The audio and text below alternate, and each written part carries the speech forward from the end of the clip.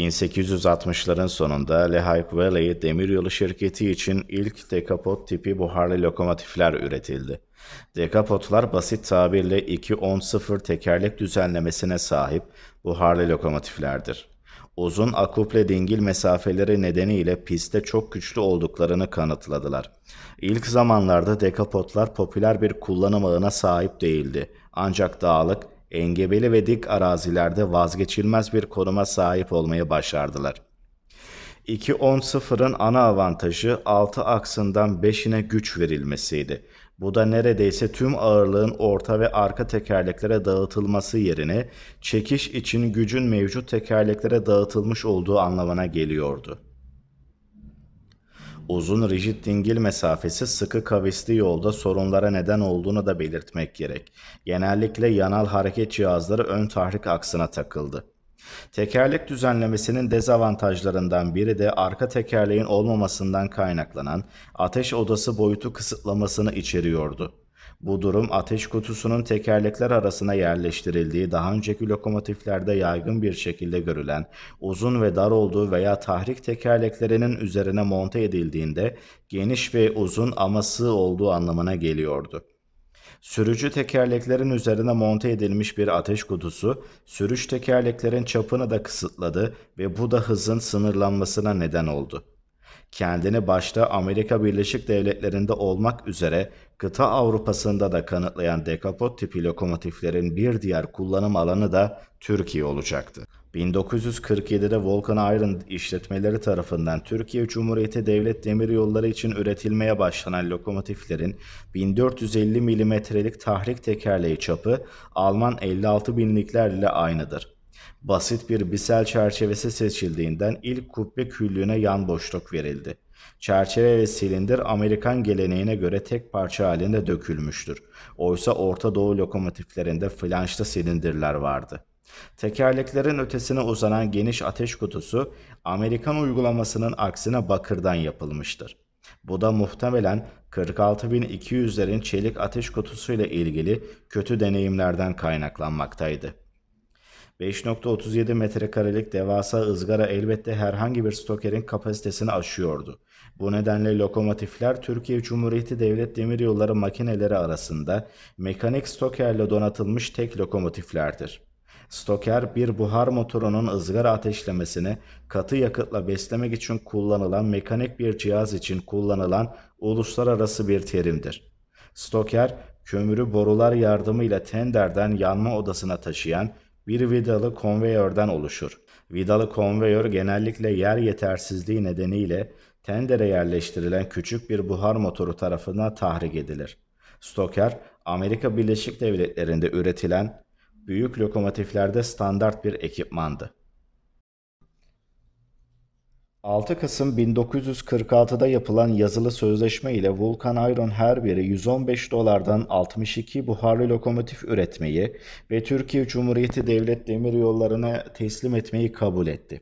8 Mart 1947'de her biri 129 dolardan 26 ek lokomotif için bir sözleşme daha imzalandı. Lokomotifler Vulcan Iron tarafından hazırlanan ve Türkiye Cumhuriyeti Devlet Demiryolları tarafından onaylanan şartname ve çizimlere göre imal edilecekti. 88 lokomotifin tamamı 1947-1949 arasında Türkiye Cumhuriyeti Devlet Demiryolları'na teslim edildi ve lokomotifler Türkiye Cumhuriyeti Devlet Demiryolları tarafından 56.301'den başlayarak isimlendirildi. 56.301 serisinin genel kullanım alanı her zaman ağır kömür ve cevher trenlerinin önünde neler yapabileceklerini gösterebildikleri maden rotası Irmak-Zonguldak hattı olmuştur. 1984-1985'teki Türkiye Cumhuriyeti Devlet Demiryolları'nın demiryolları araçlarına devasa dizelleştirme dalgası 56.300'lerin yaygın kullanımına son verdi. Ulu Kışla'ya uzanan ikinci ana rotaları olan Irmak-Kayseri-Sivas'ta sürücü kabininden duman kutusuna kadar uzanan heybetli kaplaması nedeniyle İngiliz meraklılarının onlara verdiği isimle Skyliners giderek nadir görülür hale geldi. 1980'lerin başında son kez kudretli bir güçle donatılan lokomotiflerin son örnekleri yerel yük treni ve manevra hizmetlerinde kullanıldı. En son çalışır durumdaki lokomotif 2 Mayıs 2002'de özel foto trenin önünde onarılamaz kazan hasarına uğrayan depo Çankırı'dan gelen 56.359 numaralı lokomotif oldu. Ankara'da Türkiye Cumhuriyeti Devlet Demiryolları Açık Hava Buharlı Lokomotif Müzesi'nde 56.375, Çamlık Demiryolu Müzesi'nde 56.337 ve Çankırı'da çalışır durumda 56.359 olmak üzere 3 lokomotif korunmuştur. 56.300'ler Türkiye Cumhuriyeti Devlet Demiryolları ile Vulcan Iron şirketi arasında hukuki bir mücadeleye sahne olmuş ve Türkiye Cumhuriyeti Devlet Demiryolları'nın iddiaları mahkeme sürecinde ele alınmıştır. Bu süreçte Türkiye Cumhuriyeti Devlet Demiryolları davacı Vulcan Iron davalı taraf olmuştur. 1 Temmuz 1957 tarihli söz konusu davada konu sözleşme ve garanti ihlalidir. Sözleşmeye göre Vulcan Iron motor parçalarını, tekerlek takımlarını, lastikler ve yayları 3 yıl boyunca garanti etti. Garanti süresi boyunca hatalı malzeme veya kusurlu imalattan kaynaklanan aksaklıklar veya sorunlar ortaya çıkarsa, üretici şirket masrafları kendisine ait olmak üzere kusuru gidermeyi veya gerekirse bu tür tüm parçaları mümkün olan en erken tarihte değiştirmeyi kabul etti. Türkiye Cumhuriyeti Devlet Demiryolları söz konusu garanti ve teminat süresince lokomotiflerin her birinde kusurlu parça, malzeme ve aksesuarlar ile kusurlu imalat ve işçilik nedeniyle kusurlu olduğunun tespit edilmesi nedeniyle sıkıntılar yaşandığını ve üretici şirketin ihbar ve talebe rağmen bu tür ayıplı parçaları gidermeyi veya değiştirmeyi başaramadığını ve ihmal ettiğini belirtmiştir. Yazışmaların incelenmesi sonucunda 22 Ocak 1949 itibariyle Türkiye Cumhuriyeti Devlet Demiryolları'nın lastiklerin gevşetilmesiyle ilgili daha önceki bir bildirimi tekrarladığını ve davalıya 24 lokomotifin her birinde 25 destek civatasının kırıldığını bildirdiğini göstermektedir. Böyle bir kırılmayı yapısal bir kusur olarak gördüklerini ve üretici şirketin hesabına yüklediklerini belirtildi. Davalı taraf lastiklerin gevşemesinin davacı tarafın yanlış frenleme yöntemlerinden ve lokomotiflerde yetersiz sayıda frenden kaynaklandığını söyleyerek iddiasını bir Westinghouse hava fren şirketi uzmanının 8 sayfalık raporuyla destekledi. Ayrıca sabitleme cıvatalarının kırılması herhangi bir yapısal hatadan kaynaklanmamıştır şeklinde savunma gerçekleşti. Devam eden şikayetlerde her bir lokomotifin hatalı parça, malzeme ve aksesuarlar ile kusurlu imalat ve işçilik nedeniyle kusurlu olduğunun tespit edilmesi nedeniyle zorlukların ortaya çıktığı ileri sürüldü. Ayrıca lokomotiflerin teslimatları ilk sözleşmeye göre 28 Aralık 1947'de başlayacaktı. İkinci sözleşme de 30 Haziran 1948'de sona erecekti. Şirket tüm teslimatların 23 Mayıs 1949'da tamamlandığını iddia etti. Her sözleşme kapsamında teslimatlar tamamlandıktan sonra sözleşmenin 8. maddesi paragraf 11'e göre lokomotifler Türkiye'de çalışır duruma getirilecek ve denemeler yapılacaktı. Bu testler tatmin edici ise ve lokomotiflerle birlikte teslim edilen alet ve aksesuarların sayısı doğru bulunursa bu durum yeterli uygunluk için bir kanıt olacaktı. Garanti süresi, testlerin gerekliliklere tatmin edici bir uyum gösterdiğine dair bir raporun alınmasından bir gün sonra başlayacaktı. Savunmaların, özetlerin veya argümanların hiçbir yerinde her sözleşmenin altında o tarihin ne olduğuna dair herhangi bir gösterge yoktu.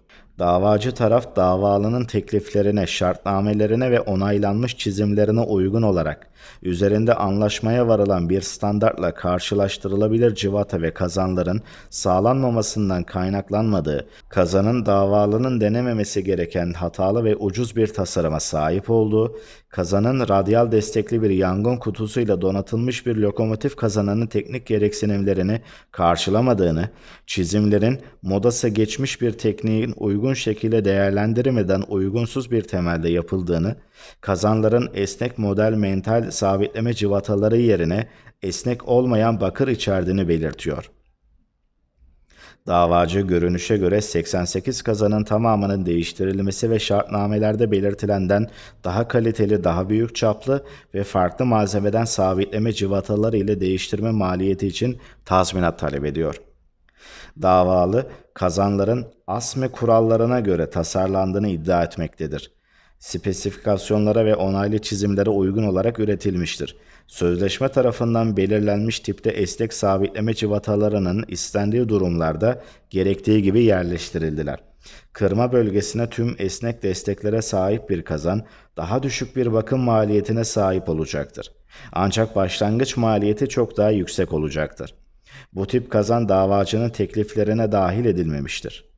Davacı için imal edilen kazanda kritik konumlardaki bazı sabitleme, cıvatalarının kırılması ve yangın kutusu uygun şekilde ısıtılana ve kalıcı bir set elde edilene kadar değiştirilmesi gerekmesi beklenir. Son olarak İspanya hükümeti için bu kurallara uygun olarak bakır yangın kutuları ve bakır cıvatalı kazanlar inşa etti ve tatmin edici sonuçlar elde etti. Türkiye Cumhuriyeti Devlet Demiryolları Vulcan Iron şirketinin bir standarda uygun parça, malzeme ve aksesuarların tarafların üzerinde anlaştığı şekilde garanti edildiği ancak söz konusu parça temininin sağlanamaması dolayısıyla garantinin ihlali nedeniyle tazminat talep ettiği bir hukuki süreç yaşadı.